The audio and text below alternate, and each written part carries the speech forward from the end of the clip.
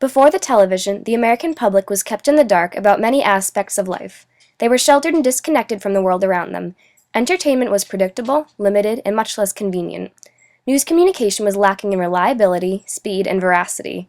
With television, the American nation was brought into the light and given both variety and knowledge.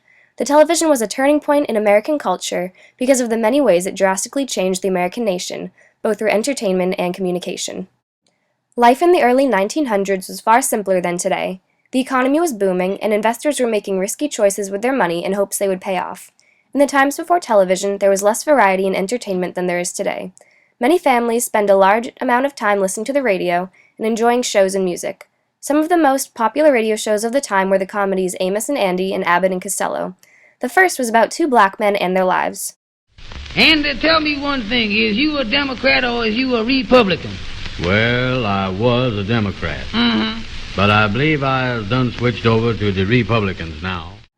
The second was the origination of the widely known bit, Who's on First? In the bags we have who's on first, what's on second, I don't know who's on third. That's what I want to find out. I say who's on first, what's on second, I don't know who's on third. Are you the manager? Yes. You going to be the coach too? Yes. And you know the fellow's name? Oh, I should. Well, then who's on first? Yes. I mean the fellow's name. Who? The guy on first. Who? The first base. Who? The guy playing Who first. is on first? I'm asking you who's on first. That's the man's name. That's whose name? Yes.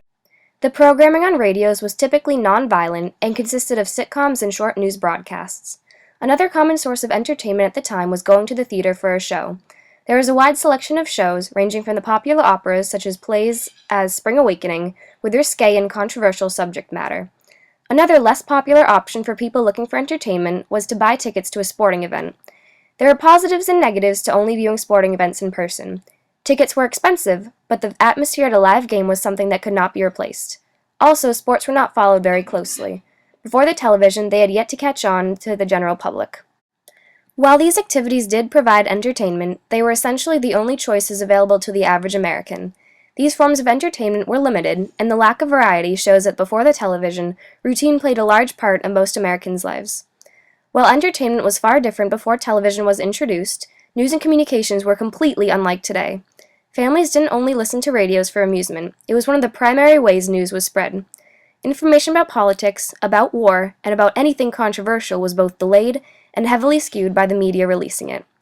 A prominent example of how much more isolated and hidden news was before the television is World War II.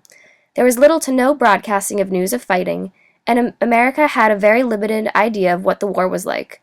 One man who grew up during the war said that he learned more about the war from reading The Diary of Anne Frank than he did during the war from news and media. Politics were also very different before the television. As citizens could only hear the debates and election news over radio or by actually going to the events, image had yet to be a part of politics. It was largely about prior biases and about the information that was said. Politicians were under less scrutiny from the public.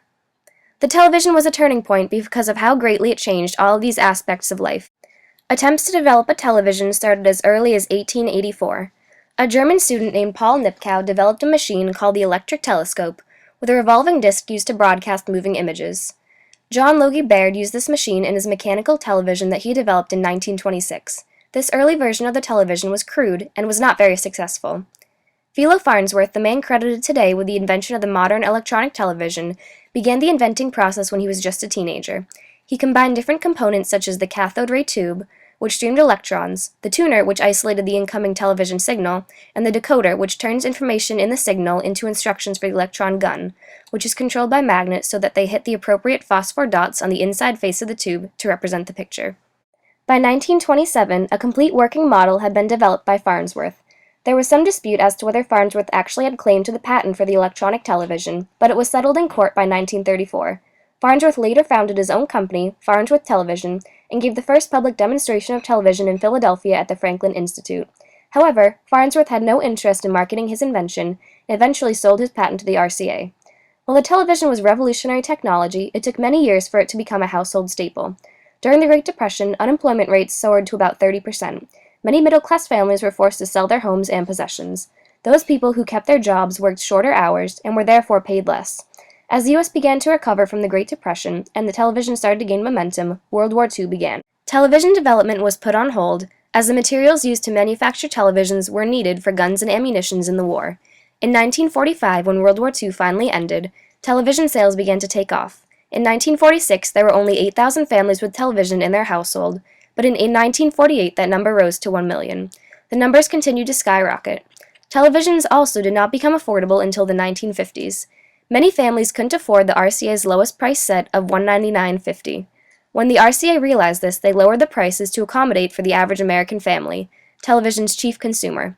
There are many models ranging from the $129 to $1,000. By the 1960s, television had become integral to family life.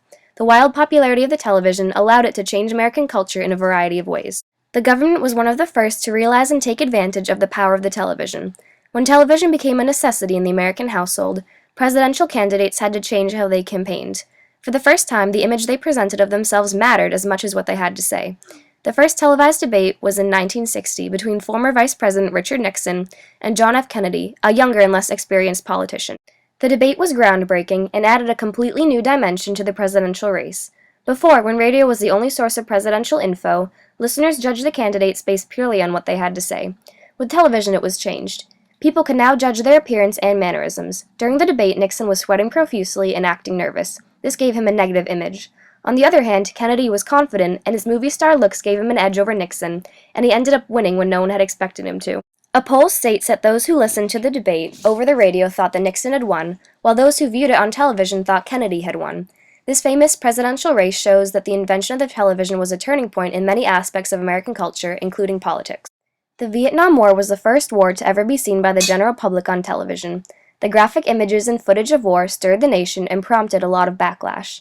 Students boycotted college campuses in protest, horrified families refused to turn on the news, and enraged government officials demanded the images and footage should be edited. The broadcast of the war revealed to America the truth of what their soldiers were facing overseas. For the first time, it brought war into American living rooms. The pinnacle of the onslaught of details of war was the footage of a Vietnamese man being executed, and the image of a young Vietnamese girl running naked throughout the streets while on fire. These images and footage showed the American public what war was really like without censoring the information, like the government did before television. These effects on America's perception of war show the television was a turning point. Real-life fighting was not the only violence that television helped introduce America to. Violent TV shows have a big impact on young children's behavior. Children who watch violent programs are more likely to hit others, argue, disobey, and refuse to share than children who don't watch violent programs.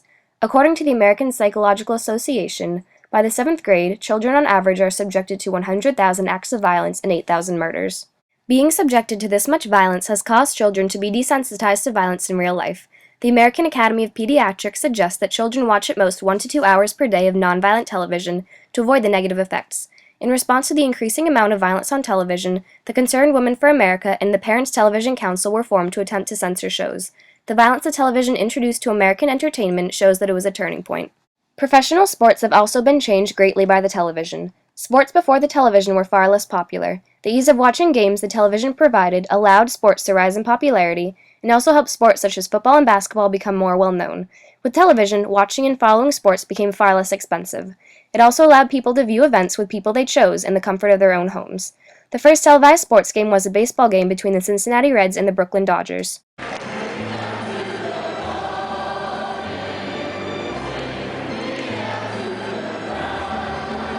Today, the most popular event on television is the Super Bowl. Super Bowl 45, played in 2011, drew 111 million viewers, making it the most watched television program in history. Michigan Stadium, the largest stadium, only holds 109,901 people. Television has allowed the sports empire to grow and shows that the invention of the television was a turning point. Television is also a major turning point because of its effect on the average American's health. The television made activities and entertainment accessible in people's homes and cut down on the exercise required to go out to do something. Today, 61% of adults and 13% of adolescents are overweight. While before the television, the main cause of death was tuberculosis, today it is obesity-related illnesses, causing an estimated 300,000 deaths per year. Television is a turning point because it has changed the health of the average American. The integration of the television into the American household is a turning point in American culture.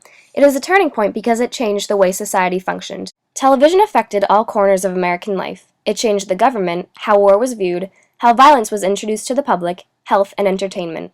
While it is debated if these effects were positive or negative, there is no doubt that these changes are directly related to the television. All of these various changes in American culture due to the television show that it was a turning point in history.